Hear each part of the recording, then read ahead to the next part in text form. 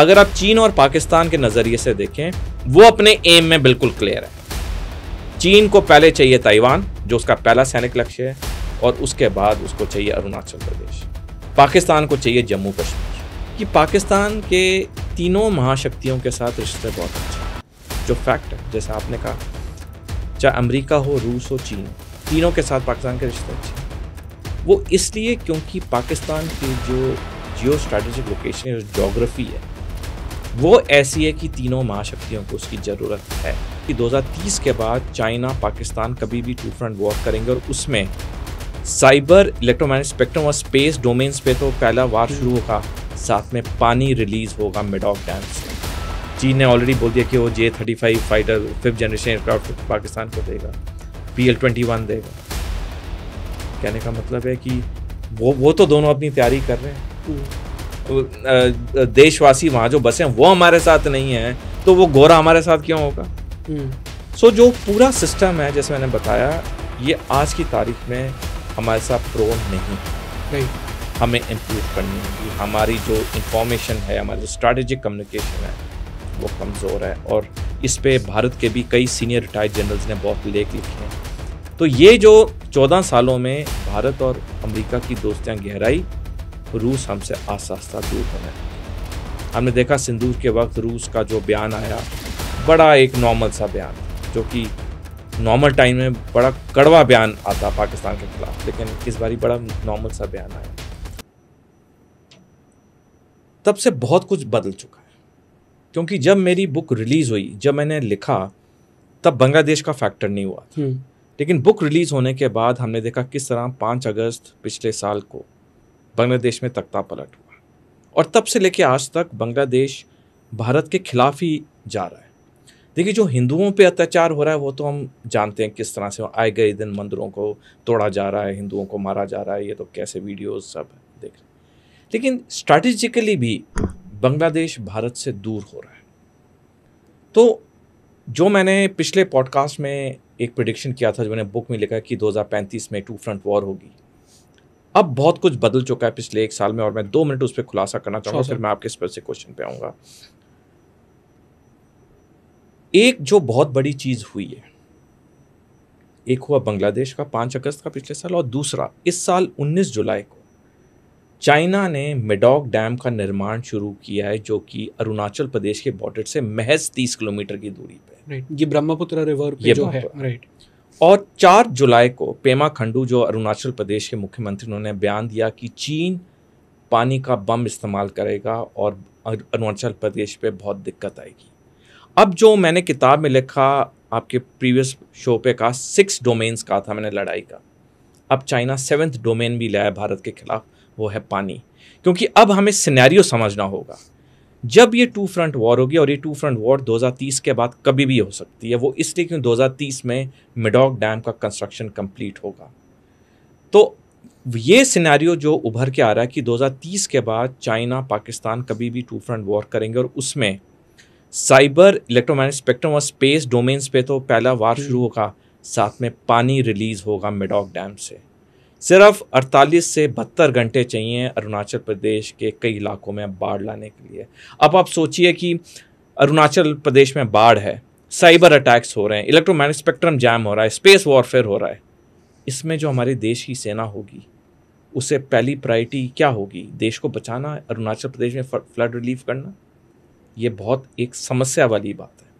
अब जहाँ तक हम डोनाल्ड ट्रंप की बात पे हैं, देखिए डोनाल्ड ट्रंप क्यों भारत के बहुत खिलाफ है, इसमें कोई शक नहीं। जिस तरह से बयान आ रहे, कोई सगा दोस्त ऐसे बयान नहीं दे सकता। और मेरे को डोनाल्ड ट्रंप के एक बयान से बहुत ठेस पहुंची, जिसपे मैंने लेख भी लिखा है। जब डोनाल्ड ट्रंप ने कहा कि भारत की अर्थव्यवस्था मरी हुई अर्थव्यवस्था, डेड इकोनॉमी है, बाकी आप कुछ बोलें, आप उस देश को डेड इकोनॉमी कह रहे हैं जो दुनिया की 4थी सबसे बड़ी अर्थव्यवस्था है।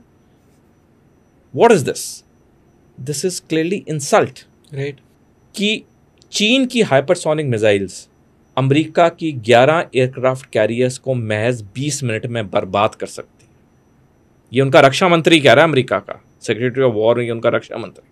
और उसी दिन यही बयान के साथ में पीट हेगसेथ ने कहा कि अमेरिका की जितनी वॉर गेम्स होती हैं जो बंद कमरे में सेनाएं करती हैं, डिस्कशंस करती हैं, पीट हेगसेथ ने कहा जितनी अमेरिका की वॉर गेम्स होती हैं उसमें अमेरिका हारता है, चीन जीतता है।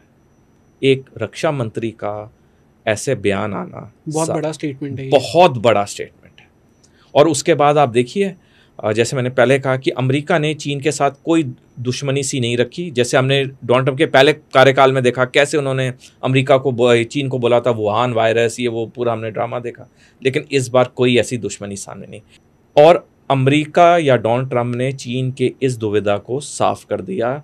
जब भारत के खिलाफ ऐसे स्टेटमेंट्स दिए तो ये क्लियर हो गया अब कि भारत के साथ अमेरिका नहीं खड़ा है।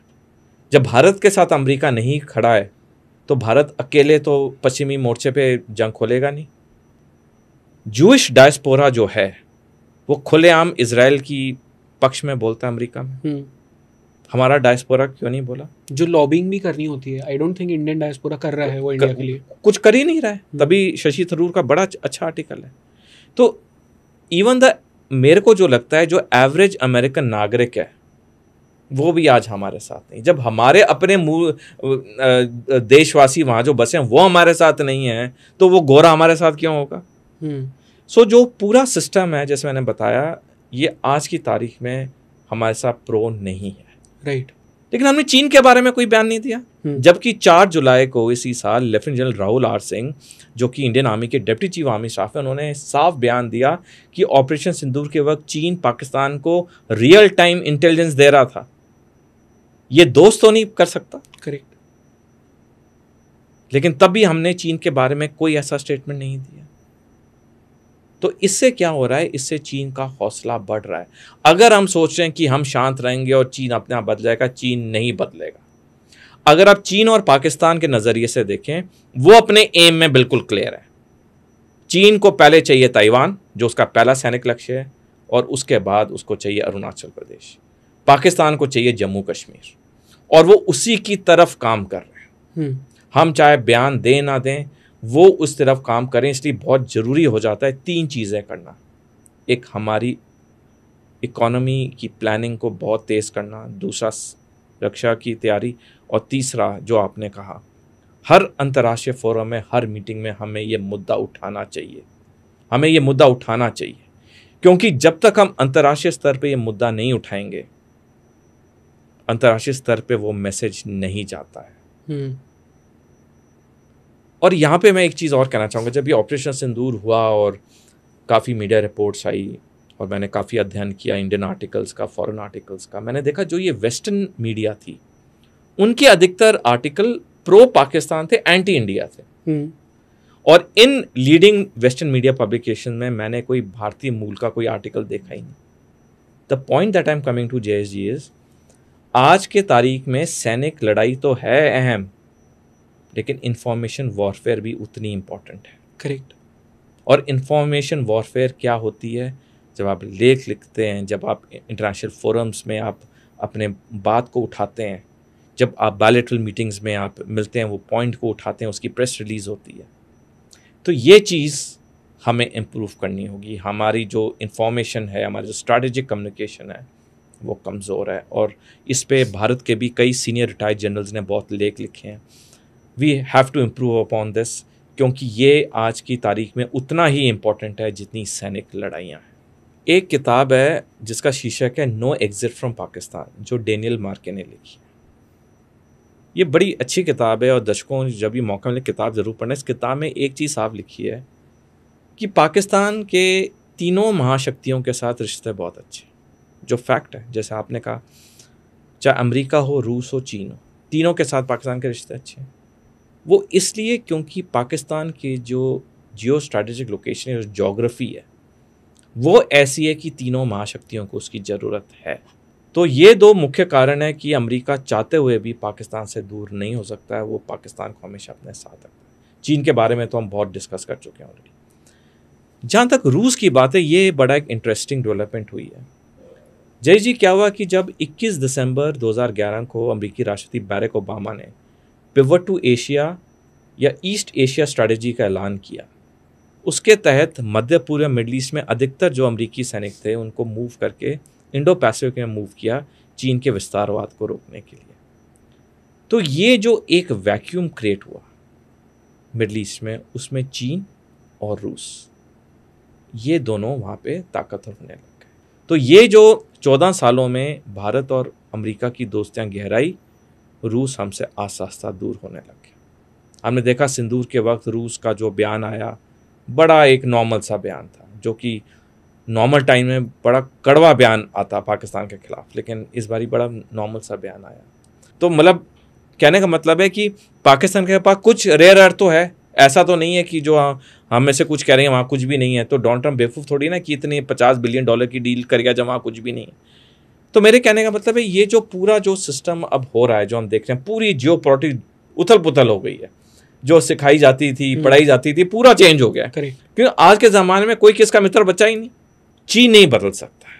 चीन और पाकिस्तान दो ऐसे देश हैं, आप उनको कुछ भी कर लीजिए, वो नहीं बदलेंगे। उनके सैनिक लक्ष्य क्लियर हैं, पाकिस्तान के लिए जम्मू कश्मीर, चीन के लिए ताइवान और अरुणाचल प्रदेश। उसके बाद ये दोनों 2 फ्रंट वॉर करेंगे, जब पहला वार पाकिस्तान करेगा जम्मू कश्मीर के लिए और चीन समर्थन के लिए अरुणाचल प्रदेश में अटैक करेगा। और पाकिस्तान क्या मुद्दा उठाएगा आक्रमण करने के लिए जम्मू कश्मीर में, कि क्योंकि वहाँ पे अस्थिरता है, शांति है, लोग नाखुश हैं, इसलिए मेरे को हमला करना पड़ा। दुनिया में आज की तारीख में जय जी 64 क्रिटिकल टेक्नोलॉजी, 64, जिसमें से चीन 57 में आ गया और बाकी 7 में अमेरिका आ गया। तो हमें टेक्नोलॉजी के लिए हमें पैसा चाहिए। चीन ने ऑलरेडी बोल दिया कि वो J-35 fighter 5th generation aircraft Pakistan को देगा, PL-21 देगा। कहने का मतलब है कि वो तो दोनों अपनी तैयारी कर रहे हैं। चीन का चाहे साइबर हो चाहे कुछ भी, उसके बारे में तो हम बहुत बात कर चुके हैं पहले, सारे जानते हैं कितना आगे है स्पेस में, उसमें कितना आगे। तो अल्टीमेटली हमारे पास क्या है, हमारा 5 साल का समय, 5 साल में एक होल ऑफ नेशन अप्रोच चाहिए होगा। करेक्ट।